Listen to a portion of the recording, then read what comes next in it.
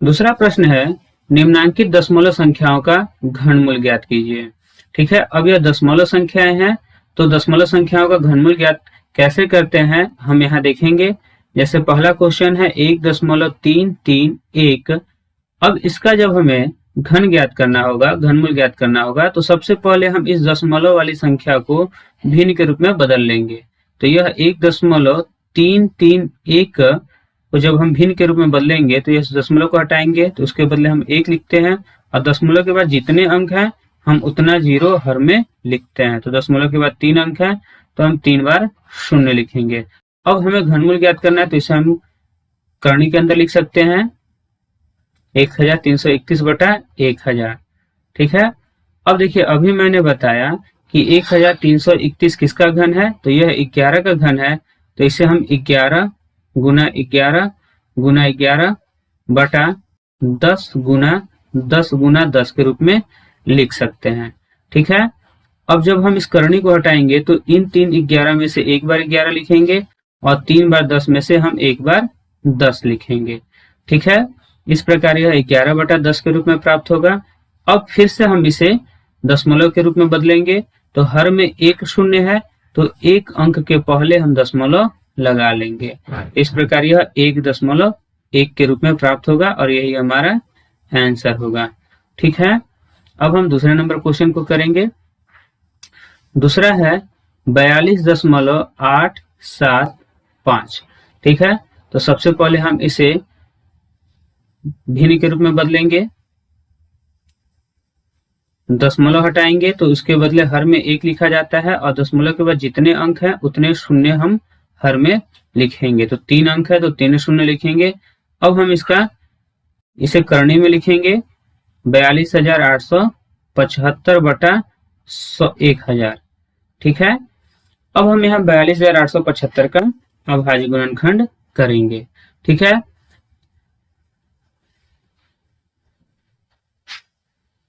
तो देखिए इकाई के स्थान पर 5 है, इसका मतलब 2 से भाग नहीं लगेगा। अब 3 से भाग करने के लिए यहाँ अंकों का योग हम देखेंगे, 8 2 10 4 14, 14 और 7 21 और 5 26। इसमें 3 से भाग नहीं लगेगा। अब हम इसमें 5 से भाग करेंगे, 5 8 40, 2 शेष बचेगा, 2 और 8 मिलकर होगा 28, 5 बचे 25, 3 शेष बचेगा, 3 और 7 मिलकर होगा 37, 5 7 35, 37 में से 35 घटाएंगे, 2 शेष बचेगा, 2 और 5 मिलकर होगा 25, 5 बचे 25। फिर 5 से भाग करेंगे, 5 एकम 5, 3 शेष बचेगा, 3 और 5 मिलकर होगा 35, 5 7 35। अब 7 में भाग करेंगे, 5 एकम 5, 2 शेष बचेगा, 2 और 5 मिलकर होगा 25, 5 बचे 25। फिर 5 से भाग करेंगे, 5 दिया 15, 17 में से 15 घटाएंगे, 2 शेष बचेगा, 2 और 1 हो गए मिलकर 21, 5 के 20, 5 दिया 15। अब फिर 7 से भाग करेंगे 49 बार में, फिर 49 में 7 से भाग करेंगे 7 बार में, फिर 7 से 7 में भाग करेंगे 1 बार में। इस प्रकार 42,875 का अभाज्य गुणनखंड 5 गुना 5 गुना 5 गुना 7 गुना 7 गुना 7 बटा, अब हम 1000 को 10 गुना 10 गुना 10 के रूप में तोड़ सकते हैं। ठीक है, अब यहाँ 3 3 के समूह में से जब इसे अलग करेंगे तो यह 5 गुना 7 बटा 10 के रूप में प्राप्त होगा। अब इसे हल करेंगे तो 7 बचे 35 बटा 10। अब इस भिन्न संख्या को जब हम दशमलव में बदलेंगे तो यह 3.5 हो जाएगा, क्योंकि हर में एक शून्य है तो यह एक अंक के पहले दशमलव लगेगा। इस प्रकार हमारा आंसर 3.5 के रूप में प्राप्त होगा। ठीक है, अब हम क्वेश्चन नंबर 3 को करें। तीसरा नंबर है 54.872। अब इसका हमें घनमूल ज्ञात करना है, तो सबसे पहले हम इसे भिन्न के रूप में लिखेंगे, दशमलव हटाएंगे तो उसके बदले हम एक बार शून्य लिखेंगे। अब दशमलव के बाद जितने अंक हैं उतने हमें शून्य लिखना है। ठीक है, अब इसका हमें घनमूल ज्ञात करने के लिए इसे हम करनी के रूप में लिखेंगे और 54,872 बटा 1000। ठीक है, अब देखिए अभी तक हमने घनमूल ज्ञात करने के लिए हर बार अभाज्य गुणनखंड किया है। अब हम बाकी बचे प्रश्नों को बिना अभाज्य गुणनखंड किए हम ट्रिक के अनुसार हम उसका घन ज्ञात करेंगे, घनमूल ज्ञात करेंगे। ठीक है, जैसे संख्या है 54,872। ठीक है, तो देखिए 1 से 10 तक की संख्याओं के घन में एक विशेष पैटर्न होता है, ठीक है। जैसे 1 का घन 1 होता है, 2 का घन 8 होता है, 3 का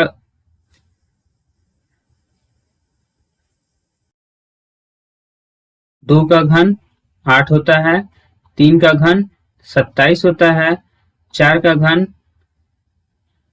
64 होता है, 5 का घन 125 होता है, 6 का घन 216 होता है, 7 का घन 343, 8 का घन 512, 9 का घन 729 और 10 का घन 1000 होता है, ठीक है।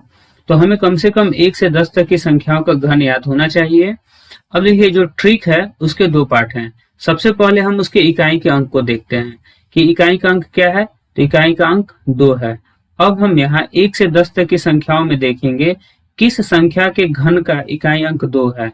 तो देखिए यहाँ 8 के घन का इकाई अंक 2 है, तो हम अब इस 2 के बदले यहाँ लिखेंगे 8, ठीक, क्योंकि ये 8 का घन का इकाई अंक 2 है।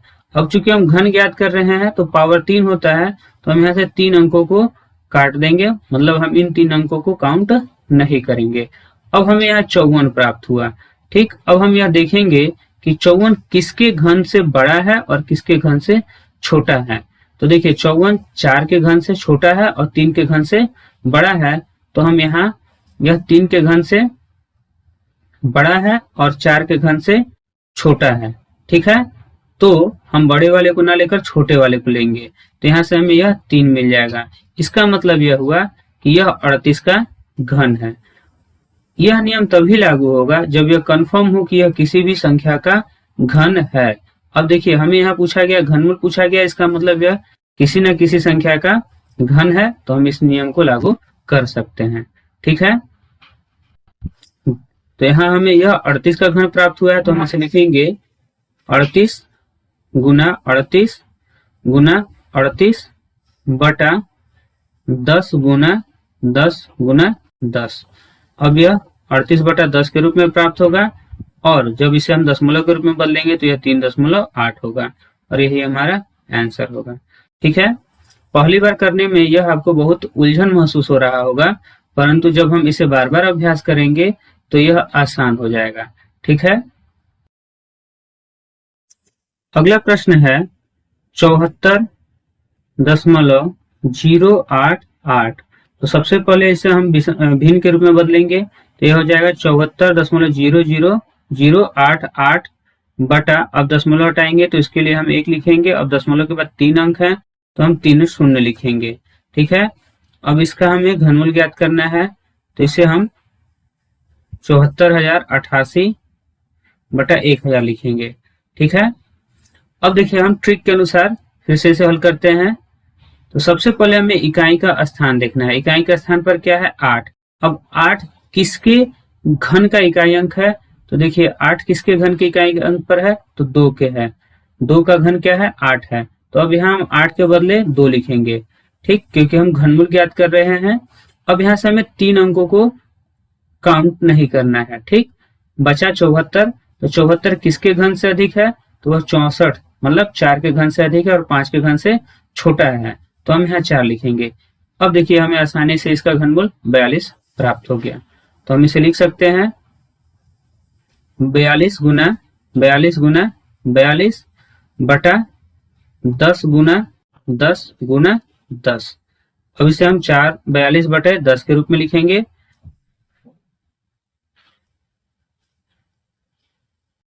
अब जब इसे हम दशमलव में बदलेंगे तो ये 4.2 हो जाएगा, ठीक है, और यही हमारा आंसर होगा। अब हम अगले नंबर को देखेंगे। पांचवा प्रश्न है 5.832। अब इसे हम सबसे पहले भिन्न के रूप में बदलेंगे, इसे लिखेंगे 5.832 बटा, अब यह दशमलव हटाएंगे तो उसके बदले 1 लिखेंगे, और दशमलव के बाद 3 अंक है तो हम 3 बार शून्य लिखेंगे। अब इसका हम अभाज्य करनी के रूप में लिखेंगे 5832 बटा 1000, ठीक है। अब हम 5832 को ट्रिक के अनुसार इसका हम घनमूल ज्ञात कर लेते हैं। जैसे इकाई के स्थान पर है 2, तो 2 किसका घन है, किसके घन की इकाई का स्थान 2 है, तो वह 8 का है। तो हम 2 के बदले यहाँ लिखेंगे 8, ठीक है, क्योंकि यह जो घन है इसका घनमूल इकाई का स्थान 8 है, ठीक है। अब हम यहाँ से 3 अंकों को काटेंगे तो हमें 5 प्राप्त होगा। अब 5 किसके घन से अधिक है, तो 1 के घन से अधिक है और 2 के घन से छोटा है, इसका मतलब हमें 1 लेना होगा, ठीक है। इस प्रकार यह 18, यह किसका घन है, 18 का घन है। तो इसे हम 18 गुना 18 के रूप में लिख सकते हैं, बटा 10 गुना 10 गुना 10 बराबर 18 बटा 10। अब जब इसे दशमलव के रूप में बदलेंगे तो 1.8 और यही हमारा आंसर होगा। एक बार मैं पुनः आपको बता दूं, यह नियम तभी लागू होगा जब वह संख्या पूर्ण घन हो। यदि संख्या पूर्ण घन नहीं है तो यह नियम लागू नहीं हो पाएगा, ठीक है। प्रश्न में यह कहा गया कि घनमूल ज्ञात कीजिए, इसका मतलब यह है कि ये सभी संख्याएं पूर्ण घन संख्या है, तभी मैं इस नियम को लागू कर रहा हूं। अन्यथा आप अभाज्य गुणनखंड विधि के द्वारा भी कर सकते हैं, ठीक है। इस विधि से समय की बचत होती है, इसलिए मैं इस विधि को बच्चों को सिखाता हूं। यदि आपको इसकी अभ्यास हो जाए तो यह बहुत ही अच्छी विधि है, ठीक है। अब हम छठे नंबर को करेंगे। छठा नंबर प्रश्न है 0.0000729, ठीक है। तो अब हम इसे भिन्न के रूप में बदलेंगे तो लिखेंगे बटे दशमलव हटाएंगे तो 1 लिखेंगे। अब दशमलव के बाद 6 अंक हैं तो हम 6 बार 0 लिखेंगे, ठीक है। अब यह हमें 729 बटा 10 लाख के रूप में प्राप्त हो गया, ठीक है। अब इसका हमें घनमूल ज्ञात करना है। तो 729 का हम अभाज्य गुणनखंड के द्वारा ज्ञात कर सकते हैं कि इसका घनमूल क्या होगा, या फिर हम इसे ट्रिक के अनुसार भी देख लेते हैं। अब इकाई के स्थान पर है 9, तो 9 किसके घन के इकाई स्थान पर है, तो वह 9 का है। तो 9 के बदले यहाँ हम 9 लिखेंगे। अब 3 अंकों को काटेंगे तो हमें यहाँ कोई भी अंक प्राप्त नहीं हो रहा है, इसका मतलब वह क्या है, 0 है। तो यहाँ 0, अगर यह 1 से छोटा है इसलिए हम यहाँ 0 लिखेंगे, या फिर नहीं लिखेंगे तो ये किसका घन हुआ, 9 का घन हुआ, ठीक है। तो 729 को हम 9 गुना 9 के रूप में लिख सकते हैं, ठीक है। अब देखिए यहाँ 10 लाख में 0 की संख्या कितनी है, 1 2 3 4 5 6, 6 बार 0 है और घात 3 होता है, घन का घात 3 होता है। तो अब 6 को हम 3 से भाग करेंगे तो 2 प्राप्त होगा। इसका मतलब हमें 2 शून्य अर्थात 100 गुना 100 के रूप में लिखना होगा, ठीक है। अब जब घनमूल का चिन्ह हटाएंगे तो ये 9 बटा 100 के रूप में होगा। अब इसे जब हम दशमलव में बदलेंगे तो ये 0.09 होगा, ठीक है। क्योंकि देखिए हर में 2 शून्य है तो 9 के पहले हमें दो अंकों के पहले दशमलव लगाना होगा। अब 9 अकेले है इसलिए हमने उससे पहले एक 0 लगाकर इसे 2 अंकों की संख्या बनाई है, ठीक है। अब हम क्वेश्चन नंबर 3 को देखेंगे। प्रश्न 3 से लेकर 5 तक में उत्तरों के सही विकल्प अपनी उत्तर पुस्तिका में लिखिए। अब देखिए यह बहुविकल्पीय प्रश्न है जिसमें पहला 27 बटा 64 का घनमूल है। तो देखिए 27 जो है वह 3 का घन है, ठीक है। तो इसका मतलब इसका घनमूल जो होगा वह 3 होगा, और 64 4 का घन है, इसका मतलब 64 का घनमूल 4 होगा। तो हमारा आंसर होगा 3 बटा 4 और विकल्प नंबर 2 सही होगा, ठीक है। इसी प्रकार चौथा नंबर है 3 सही 3 बटा 8। तो सबसे पहले हम इसे विषम भिन्न के रूप में बदलेंगे तो 3 8 दिया 24। अब 24 में हम 3 को जोड़ेंगे तो यह होगा 27 बटा 8, ठीक है। 27 3 का घन है तो यह हो जाएगा 3 बटा 8 जो है वो 2 का घन है, तो 3 बटा 2। अब देखिए विकल्प में 3 बटा 2 नहीं है तो इसे हम विषम भिन्न के रूप में संयुक्त भिन्न के रूप में बदलेंगे तो यह 1 सही 1 बटा 2 के रूप में होगा और विकल्प नंबर 3 हमारा सही होगा। अब 5वें नंबर क्वेश्चन को करेंगे। 0.00008 का घनमूल होगा। अब देखिए दशमलव के बाद कुल 6 अंक हैं ठीक है। और 8 जो है, सबसे पहले हम 8 देखेंगे किसका 8 का घनमूल क्या होगा, तो वह 2 होगा। ठीक, अब दशमलव के बाद 6 अंक है तो दशमलव के हम 3 अंक पहले दशमलव लगाएंगे, तो यह हो जाएगा 0.002 और हमारा विकल्प नंबर 3 सही होगा। ठीक है, अब हम अगले क्वेश्चन को देखेंगे।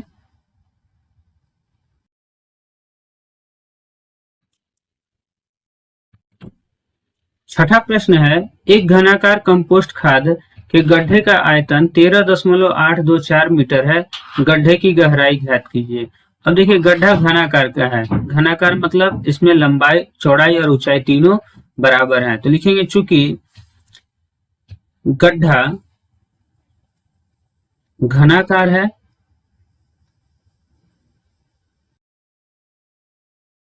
इसलिए लंबाई बराबर चौड़ाई बराबर गहराई, ठीक है, तीनों बराबर होंगे। यहां हमसे गहराई पूछा गया है। ठीक, अब इसके लिए हमने मान लिया कि गहराई हमारा a है, मतलब जो कि घनाकार का जो भुजा होता है उसे हमने a मान लिया। अब घनाकार गड्ढे का आयतन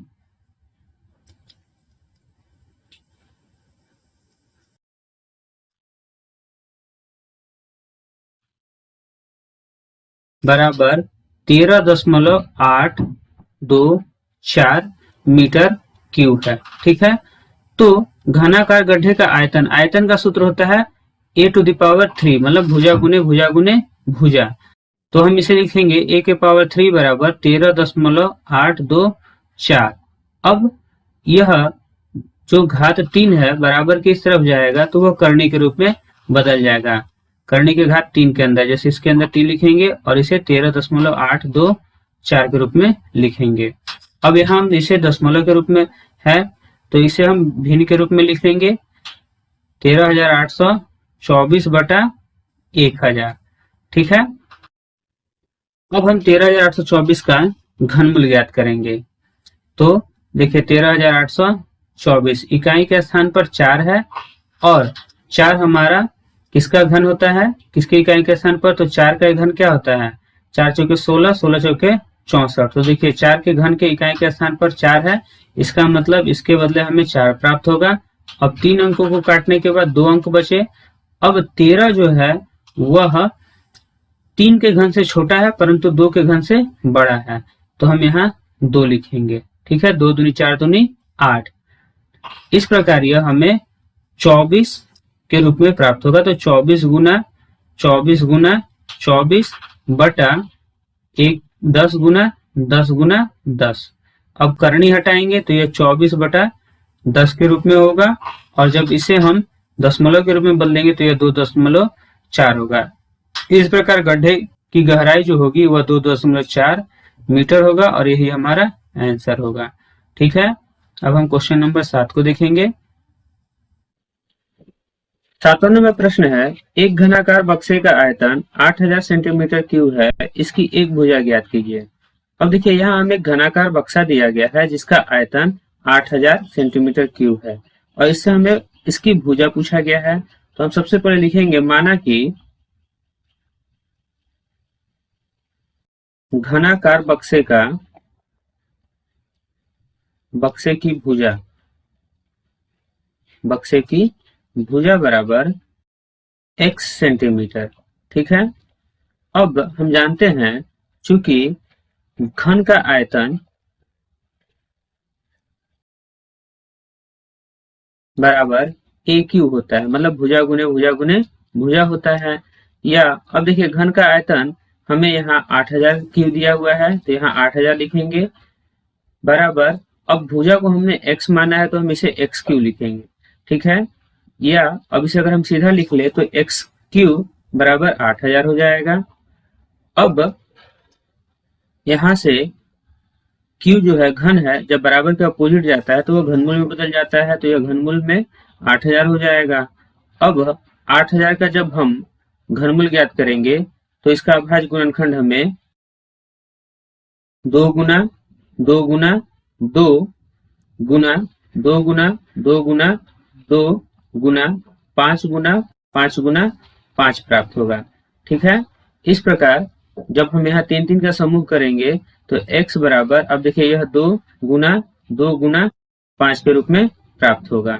ठीक है, अब जब इसका हम गुना करेंगे तो यह 2 दूनी 4 और 4 पचे 20 के रूप में प्राप्त होगा।